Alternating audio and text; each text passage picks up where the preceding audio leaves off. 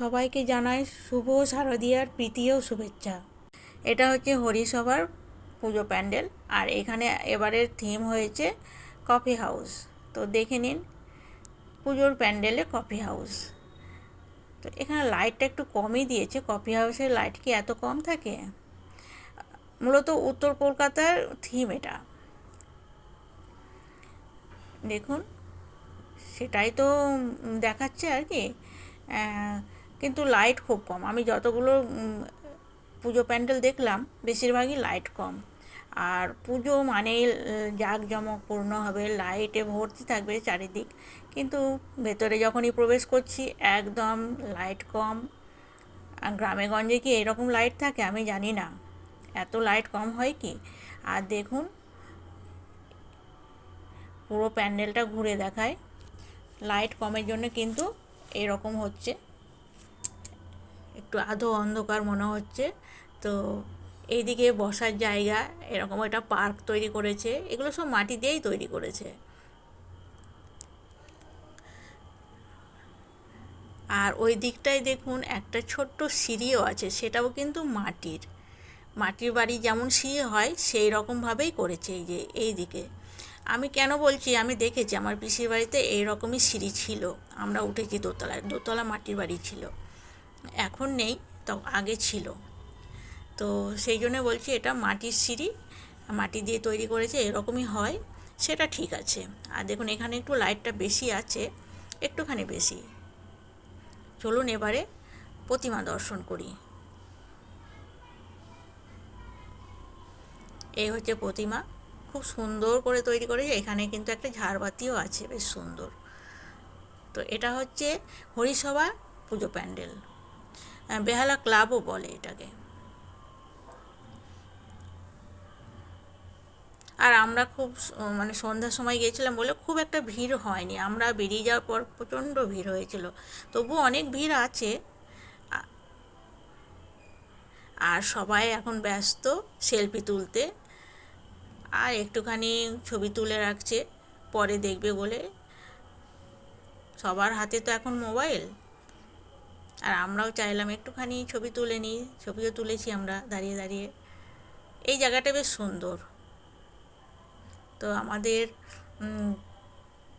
প্রতিমা দর্শন হয়ে গেছে, আর প্রতিটা প্রতিমা দর্শন করার পরে বাইরে কিন্তু মেলা বসেছে, প্রতিটা প্যান্ডেলের বাইরেই কিন্তু দেখবেন মেলা আছে, ছোট্ট করে হলেও মেলা বসেছে।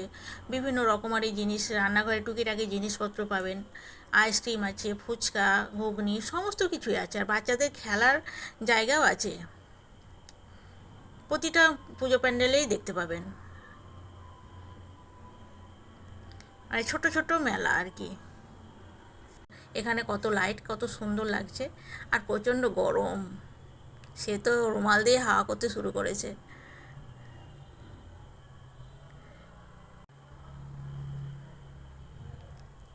এই দিকটায় দেখুন কি আছে। এবার আমরা বেরিয়ে গেলাম অন্য একটা ঠাকুর দেখব,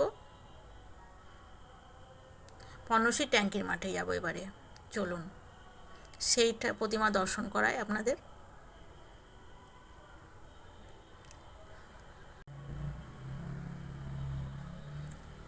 রাস্তায় কিন্তু ভিড় আছে, আর এপার ওপার হতে একটু সমস্যাই হচ্ছে। আমরা ওপারে যাব, ওপারে গিয়ে বাইকে করেই যেতে হবে, তো সেটা দেখাতে পারবো না। চলুন প্রতিমা দর্শন করি।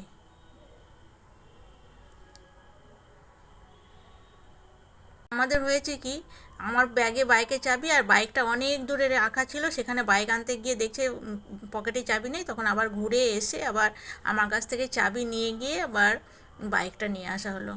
তো এটা হচ্ছে পর্ণশ্রী মাঠের পুজো প্যান্ডেল, যেটা ট্যাঙ্কির মাঠে যে পুজোটা খুব সুন্দর করে প্যান্ডেল করেছে। আর ভেতরটা দেখুন। আর এখানে উদ্বোধনী অনুষ্ঠান হচ্ছে কিন্তু।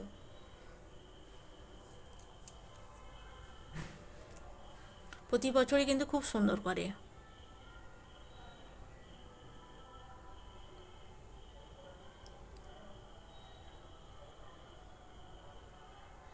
আর ভেতরটা দেখুন, ঝাড়বাতিটাও বেশ সুন্দর।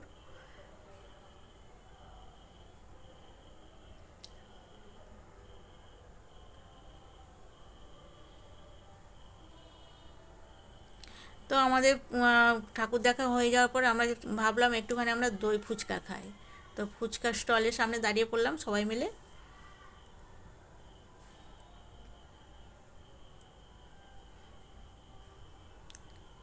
আর এদিকে ফুচকা তৈরি হচ্ছে, আর আমরা দাঁড়িয়ে দাঁড়িয়ে দেখছি।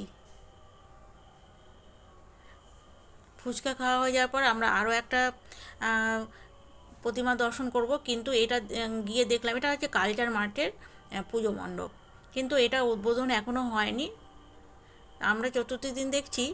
তো এই জায়গাটা বেশ সুন্দর লাগছে, আর এখানে গিয়ে দাঁড়িয়ে কি সুন্দর লাগছে, হাওয়া দিচ্ছে। আর দূর থেকে দেখুন মণ্ডপটা কত সুন্দর লাগছে। তো এইদিকে বৃষ্টি হয়েছে, এক পশলা বৃষ্টি হয়ে গেছে দুপুরবেলা, সেই জন্য চারিদিকে জল জমে আছে। এইখানেও মেলা বসেছে, দোকানগুলোও কিন্তু ঢাকা আছে, কারণ আজকে তো উদ্বোধন হয়নি প্রতিমা।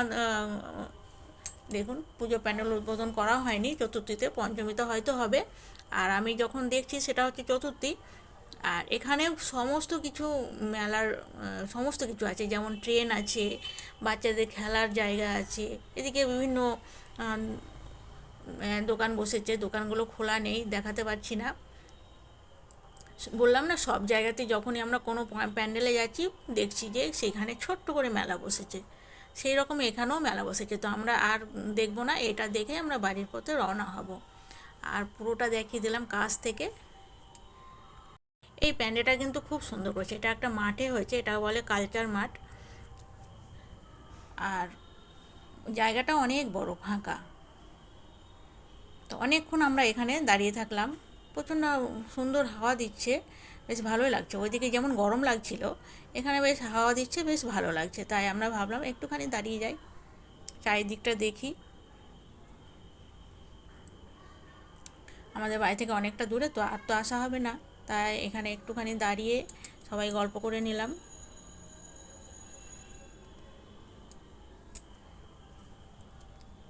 আর দেখুন কত সুন্দর লাগছে চারিদিকটা।